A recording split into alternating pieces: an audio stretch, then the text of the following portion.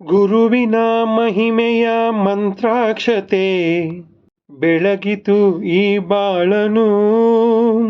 ಮಂತ್ರಾಲಯ ಶ್ರೀ ಗುರುರಾಯರ ಈ ಪುಣ್ಯಕ್ಷೇತ್ರದಿ ಶ್ರೀ ರಾಘವೇಂದ್ರ ಗುರು ರಾಘವೇಂದ್ರ ಯತಿ ರಾಘವೇಂದ್ರ ಶ್ರೀ ರಾಘವೇಂದ್ರ. ಹಾಯ್ ಎಲ್ಲ ನನ್ನ ರಾಯರ ಮನಸ್ಸುಗಳಿಗೆ ನನ್ನ ನಮಸ್ಕಾರಗಳು ಡಿಯರ್ ಫ್ರೆಂಡ್ಸ್. ಸೊ 2025ನೇ ಇಸ್ವಿ ಸುಮಾರು ಜನವರಿ 26ನೇ ತಾರೀಕು ಅವತ್ತು ನನ್ನ ಜೀವನದಲ್ಲಿ ನಡೆದಂಥ ಒಂದು ಪವಾಡನ ನಿಮ್ಮ ಮುಂದೆ ಹೇಳಲಿಕ್ಕೆ ಇಷ್ಟಪಡ್ತೀನಿ ಡಿಯರ್ ಫ್ರೆಂಡ್ಸ್. ಅವತ್ತು ನನ್ನ ಮಗಳಿಗೆ ತುಂಬ ಹುಷಾರಿಲ್ದಂಗೆ ಆಗುತ್ತೆ ಡಿಯರ್ ಫ್ರೆಂಡ್ಸ್. ಅವತ್ತು ಹಾಲಿಡೇ ಇರೋದ್ರಿಂದ ಯಾವ ಕ್ಲಿನಿಕ್ಗಳು ತೆರೆದಿರೋದಿಲ್ಲ. ನಾವು ಹಾಗಾಗಿ ಹುಡುಕೊಂಡು ಹೋಗಿ ಒಂದು ಹಾಸ್ಪಿಟ್ಲಿಗೆ, ಯಾಕೆಂದ್ರೆ ತುಂಬ ಎಮರ್ಜೆನ್ಸಿ ಇರುತ್ತೆ, ಹಾಸ್ಪಿಟ್ಲಿಗೆ ಹೋಗ್ತೀವಿ ಡಿಯರ್ ಫ್ರೆಂಡ್ಸ್. ಹಾಸ್ಪಿಟ್ಲಿಗೆ ಹೋಗ್ತಿದ್ದಂಗೆ ಅವರು ಕರ್ಕೊಂಡೋಗಿ ಎಮರ್ಜೆನ್ಸಿಗೆ ಇದು ಮಾಡಿಕೊಂಡು ಅವಳಿಗೆ ಬೇಕಾದಂತಹ ಡ್ರಿಪ್ಸು ಮತ್ತು ಆಕ್ಸಿಜನ್ ಎಲ್ಲ ಹಾಕಿ ಅವಳಿಗೆ ಇಮಿಡಿಯೇಟಾಗಿ ಅಡ್ಮಿಟ್ ಮಾಡ್ಕೊತಾರೆ. ಅಡ್ಮಿಟ್ ಮಾಡ್ಕೊತಿದ್ದಂಗೆ ಎಲ್ಲ ಅವಳಿಗಿದಾಗೆ ಓವರ್ ಫೀವರ್ ಜ್ವರ ಬಂದಿದೆ ಅಂತ ನನ್ನ ಹತ್ರ ಹೇಳ್ತಾರೆ ಡಿಯರ್ ಫ್ರೆಂಡ್ಸ್. ಹಾಗೂ ಮಧ್ಯದಲ್ಲಿ ಅವ್ರು ಹೇಳ್ತಾರೆ, ಇದು ಯಾಕೆ ಏನು ಅಂತ ಗೊತ್ತಾಗಲ್ಲ, ಕಂಡೀಷನ್ ಲಾಸ್ಟ್ ಆಗಿರೋದ್ರಿಂದ ನಾವು ಅಡ್ಮಿಟ್ ಮಾಡ್ಕೊತೀವಿ, ಬಟ್ ನಮಗೊಂದು ಲೆಟ್ರನ್ನ ಬರ್ಕೊಡಿ, ಏನೇ ಆದ್ರೂ ಏನೂ ತೊಂದರೆ ಇಲ್ಲ ಅಂತೇಳಿ ಅಂತ. ನಿಜವಾಗ್ಲೂ ತುಂಬ ಭಯ ಆಗುತ್ತೆ ಡಿಯರ್ ಫ್ರೆಂಡ್ಸ್. ಅವಾಗ ನಾನು ಲೆಟ್ರನ್ನ ಬರ್ಕೊಡ್ತೀನಿ. ಆಮೇಲೆ ಅವರು ಬೇಕಾದಂಥ ಆಕ್ಸಿಜನ್ ಮತ್ತು ಡ್ರಿಪ್ಸ್ ಎಲ್ಲ ಹಾಕಿ ಅಡ್ಮಿಟ್ ಮಾಡ್ಕೊತಾರೆ.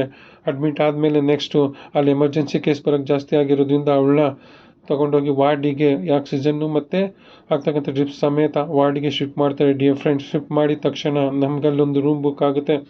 ಅಲ್ಲಿ ನಾನು ಮತ್ತು ನಮ್ಮ ವೈಫು ಅವ್ರ ಜೊತೆ ಕೂತ್ಕೊಂತೀವಿ ಡಿಯರ್ ಫ್ರೆಂಡ್ಸ್. ಆಮೇಲೆ ಯೋಚನೆ ಮಾಡ್ತೀವಿ ಏಕೆ ಹೀಗಾಯಿತು ಹೆಂಗಾಯಿತು ಅಂತ. ಡಾಕ್ಟರ್ಸ್ ಬಂದು 4 ಗಂಟೆಗೆ ಬರ್ತಾರೆ ಅಂತ ಹೇಳ್ತಾರೆ. ಡಾಕ್ಟರ್ಸು 4 ಗಂಟೆಗೆ ಬರೋದಿಲ್ಲ. ಆ್ಯಕ್ಚುಲಿ ಅವರು ಅವತ್ತು ಪೂರ್ತಿ ದಿನ ಬಿಟ್ಬಿಟ್ಟು ನೆಕ್ಸ್ಟ್ ಡೇ 11:30ಗೆ ಬರ್ತಾರೆ. 11:30ಗೆ ಬಂದು ನೋಡ್ತಾರೆ. ಒಂದು ಸತಿ ನೋಡಿದ್ರೆ ಅವಳು ಬಂದು ಯಾವ ಕಂಡೀಷನಲ್ಲಿ ಇರ್ತಾಳಪ್ಪ ಅಂತಂದರೆ ಈ ಕಂಡೀಷನಲ್ಲಿ ಇರ್ತಾಳೆ ಡಿಯರ್ ಫ್ರೆಂಡ್ಸ್. ನೋಡ್ತಾರೆ, ಕೇಳ್ತಾರೆ ಏನಾದರೂ ತಿಂದ್ರಾ ಅಂತ ಹೇಳ್ತಾರೆ. ಇಲ್ಲ ಅಂತ, ಇನ್ನೂ ಇದ್ದೇ ಆಗಿಲ್ಲ ಅಂತಾರೆ. ನರ್ಸ್ ಕೇಳ್ತಾರೆ, ನರ್ಸ್ ಇಂಜೆಕ್ಷನ್ ಹಾಕಿದ್ದು ಡ್ರಿಪ್ಸ್ ಹೋಗ್ತಾ ಇದೆ, ಇನ್ನೂ ಏನು ಇದಿಲ್ಲ, ಫೀವರು ಮತ್ತು ಪಲ್ಸ್ ಚೆಕ್ ಮಾಡಿದ್ವಿ, ನಾರ್ಮಲ್ ಆಗೈತೆ, ಮತ್ತು ರಿಪೋರ್ಟ್ ಕಳಿಸಿದ್ವಿ, ಏನು ಬರುತ್ತೆ ಅಂತ ಹೇಳ್ತಾರೆ ಡಿಯರ್ ಫ್ರೆಂಡ್ಸ್. ಅದಾದಮೇಲೆ ನಮ್ಮ ಮನೆಯವ್ರನ್ನಲ್ಲಿ ಬಿಟ್ಟು ಅಲ್ಲಿಂದ ಮನೆಗೆ ಬಂದುಬಿಡ್ತೀನಿ ಡಿಯರ್ ಫ್ರೆಂಡ್ಸ್. ತುಂಬ ಬೇಜಾರಾಗೋಗುತ್ತೆ. ತುಂಬ ಬೇಜಾರಾದ್ಮೇಲೆ ಮನೇಲಿ ಬಂದು ಹಾಗೆ ಕೂತಿರ್ತೀನಿ. ಅಲ್ಲಿ ನಮ್ಮ ಮನೇಲಿ ರಾಯರ ಫೋಟೋ ಇದೆ. ರಾಯರ ಫೋಟೋ ಮುಂದೆ ಕೂತು ಹಾಗೆ ರಾಯರಲ್ಲಿ ವಿನಂತಿ ಮಾಡ್ಕೊಳ್ತೀನಿ, ಏನಪ್ಪ ಇದು, ಏನು ಕತೆ ಆಯಿತು ನನ್ನ ಜೀವನದಲ್ಲಿ, ಯಾಕೆ ಈ ಥರ ಮಾಡಿದೆ, ನಮಗೆ ಹಿಂದೆ ಮುಂದೆ ಯಾರೂ ಇಲ್ಲ ಪ್ರಭು, ನೀನೇ ಕಾಪಾಡಬೇಕು ಅಂತ ರಾಯರನ್ನು ಕೇಳ್ಕೊಂತಿದ್ದಂಗೆ ನಾವು ಮಠಕ್ಕೆ ಹೋಗಿ ತಗೊಂಬರ್ತಿರ್ತಕ್ಕಂಥ ಮಂತ್ರಾಕ್ಷತೆ ನಮಗಲ್ಲಿ ಕಾಣಿಸುತ್ತೆ. ಮಂತ್ರಾಕ್ಷತೆಯನ್ನು ನಾನು ಏನು ಮಾಡ್ತೀನಿ, ರಾಯರಲ್ಲಿ ಮನವಿ ಮಾಡಿಕೊಂಡು ಮತ್ತೆ ಮಂತ್ರಾಕ್ಷತೆನ ಒಂದು ಚೀಟಿ ತೊಗೊಂಡೋದಲ್ಲಿ ಹಾಕ್ಕೊಂಡು ಅದ್ರ ಸಮೇತ ಮತ್ತೆ ನಾನು ಹಾಸ್ಪಿಟ್ಲಿಗೆ ಬರ್ತೀನಿ ಡಿಯರ್ ಫ್ರೆಂಡ್ಸ್. ಹಾಸ್ಪಿಟ್ಲಿಗೆ ಬಂದರೆ ಇದೇ ಅರೆ ಪ್ರಜ್ಞೆಯಲ್ಲಿ ಇದ್ದಂತಹ ನನ್ನ ಮಗಳು ನಾನು ನೋಡಿ ತುಂಬಾ ಬೇಜಾರಾಗುತ್ತೆ ಡಿಯರ್ ಫ್ರೆಂಡ್ಸ್. ರಾಯರನ್ನ ಮನಸ್ಸಲ್ಲಿ ನಿಂತು, ರಾಯರೇ ನನ್ನ ಮಗಳು ಕಾಪಾಡು ಅಂತ ಹೇಳಿ ಅವಳ ತಲೆ ಮೇಲೆ 2 ಅಕ್ಷತೆ ಹಾಕಿ, ಬಾಯಲ್ಲಿ 2 ಅಕ್ಷತೆ ಹಾಕಿ ಅಲ್ಲಿಂದ ಹೋಗ್ತಾನೆ. ಸೀದಾ ಮನೆಗೆ ಮತ್ತೆ ನಮ್ಮ ಮಿಸ್ಸಸ್ ಕೇಳ್ಬಿಟ್ಟು ಮನೆಗೆ ಬಂದ್ಬಿಟ್ಟು ಹಾಗೆ ಕೂರ್ತಿರ್ತೀನಿ ಡಿಯರ್ ಫ್ರೆಂಡ್ಸ್. ಆವಾಗ ಇಮ್ಮಿಡಿಯೇಟಾಗಿ ನಮ್ಮ ಮನೆಯವ್ರು ಕಾಲ್ ಮಾಡ್ತಾರೆ, ಅವಳು ಎದ್ಬಿಟ್ಟು ಅನ್ನ ಕೇಳ್ತಾ ಇದ್ದಾಳೆ ಅಂತ. ನಿಜವಾಗ್ಲೂ ತುಂಬಾ ನನಗೆ ಆಶ್ಚರ್ಯ ಆಗುತ್ತೆ ಡಿಯರ್ ಫ್ರೆಂಡ್ಸ್. ಹಾಗಾಗಿ ಮತ್ತೆ ರಾಯರಿಗೆ ಅಲ್ಲೇ ರಾಯರಿಗೆ ಧನ್ಯವಾದನ ತಿಳಿಸಿ ಅನ್ನನ ಆದಷ್ಟು ಜಲ್ದಿ ಮಾಡಿಕೊಂಡು ಮತ್ತೆ ಹಾಸ್ಪಿಟ್ಲಿಗೆ ಬರ್ತೀನಿ ಡಿಯರ್ ಫ್ರೆಂಡ್ಸ್. ಹಾಸ್ಪಿಟ್ಲಿಗೆ ಬಂದು ಅವಳಿಗೆ ಅನ್ನ ಮತ್ತು ನೀರು ಎರಡನ್ನೂ ಕೂಡ ಕೊಟ್ಟಾಗ ಅವಳು ಅದನ್ನು ಸ್ವಲ್ಪ ಹೊತ್ತು ಬಿಟ್ಟು ಸ್ವಲ್ಪನೇ ತಿಂದು ಆಲ್ಮೋಸ್ಟ್ ಅವಳು ಒಂಥರ ವಾಶ್ರೂಮ್ಗೆಲ್ಲ ಹೋಗಿ ಸ್ವಲ್ಪ ಆವಾಗ ಕೈಯಲ್ಲಿದ್ದಂಥ ಡ್ರಿಪ್ಸ್ ನಂಗೆ ತೆಗೀರಿ ನನಗೆ ಅಂತ ಹೇಳ್ಬಿಟ್ಟು ಅವಳಿಗಿನ್ನೂ ಮಾತು ಸ್ವಲ್ಪನೇ ಬರ್ತಾ ಇರ್ತದೆ. ಅವಾಗವಾಗ ಹಠ ಮಾಡೋಕ್ಕೆ ಶುರು ಮಾಡ್ತಾಳೆ ಡಿಯರ್ ಫ್ರೆಂಡ್ಸ್.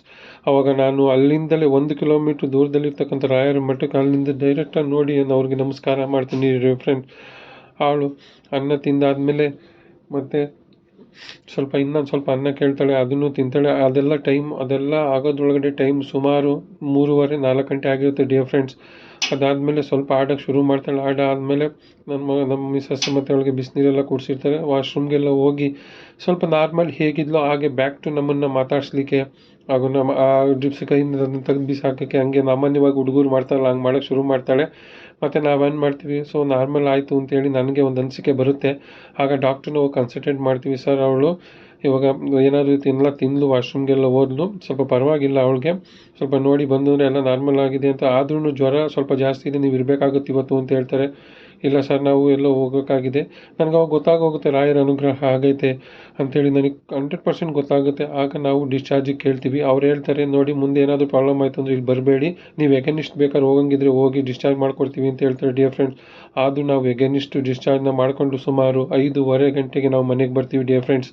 ಇವಳೇ ನೋಡಿ ಡಿಯರ್ ಫ್ರೆಂಡ್ಸ್ ನನ್ನ ಮಗಳು ಅವತ್ತು. ಹಾಗಾಗಿ ಹೇಗಾಯಿತು ಏನಾಯಿತು ಏನೂ ಗೊತ್ತಿಲ್ಲ ಡಿಯರ್ ಫ್ರೆಂಡ್ಸ್. ಅದೊಂದು ನಿಜವಾಗ್ಲೂ ಹೇಗೆ ಅಂತ ಇವತ್ತಿಗೂ ತುಂಬ ಇದಾಗ್ತಿದೆ ಡಿಯರ್ ಫ್ರೆಂಡ್ಸ್. ಹಾಗಾಗಿ ತುಂಬಾನೇ ಅಂದರೆ ಒಂಥರ ಗಂಡಾಂತರ ಏನೋ ಇದ್ದಕ್ಕಿದ್ದಂಗೆ ಬಂತು, ಇದ್ದಕ್ಕಿದ್ದಂಗೆ ರಾಯರಿಂದ ಸರೋಯ್ತು ಡಿಯರ್ ಫ್ರೆಂಡ್ಸ್. ಅದಕ್ಕೆ ಮಂತ್ರಾಲಯ ಮಹಾತ್ಮರ ಮಹಿಮೆ ತುಂಬ ಅಪಾರವಾದುದು. ಮಂತ್ರಾಕ್ಷತೆಯ ಮಹಿಮೆ ಅಂತೂ ನನ್ನ ತುಂಬಾನೇ ಪರಿಣಾಮ ಬೀಳ್ತು. ಇವಳೇ ನೋಡಿ ಫ್ರೆಂಡ್ ನನ್ನ ಮಗಳು ಇವತ್ತು ಸೂಪರ್ ಆಗಿದ್ದಾಳೆ ಫ್ರೆಂಡ್. ನಾವು ಎಗೇನೆಸ್ಟ್ ಬಂದಮೇಲೆ ಅವರು ಕೆಲವೊಂದು ಮೆಡಿಷನ್ನ ಕೊಟ್ಟಿದ್ದು ಅದನ್ನೇ ನನ್ನ ಮಗಳಿಗೆ ಹಾಕಿದ್ವಿ. ಮತ್ತು ನಮ್ಮ ಮನೆ ದೇವರು ಆಂಜನೇಯಗೆ ನಾವು ಅರ್ಕೆ ಮಾಡ್ಕೊಂಡ್ವಿ ಭಗವಂತ ನನ್ನ ಮಗಳು ಯಾವತ್ತೂ ಏನೇ ಆಗದೆ ಹುಷಾರಾಗಿರಪ್ಪ ಅಂತ. ಮತ್ತು ನೆಕ್ಸ್ಟ್ ಗುರುವಾರ ಹತ್ತತ್ರ ಬಂತು, ರಾಯರ ಮಠಕ್ಕೆ ಹೋಗಿ 4 ಜನರು ಸೇವೆ ಮಾಡಿ ಬಂದ್ವಿ ಡಿಯರ್ ಫ್ರೆಂಡ್ಸ್.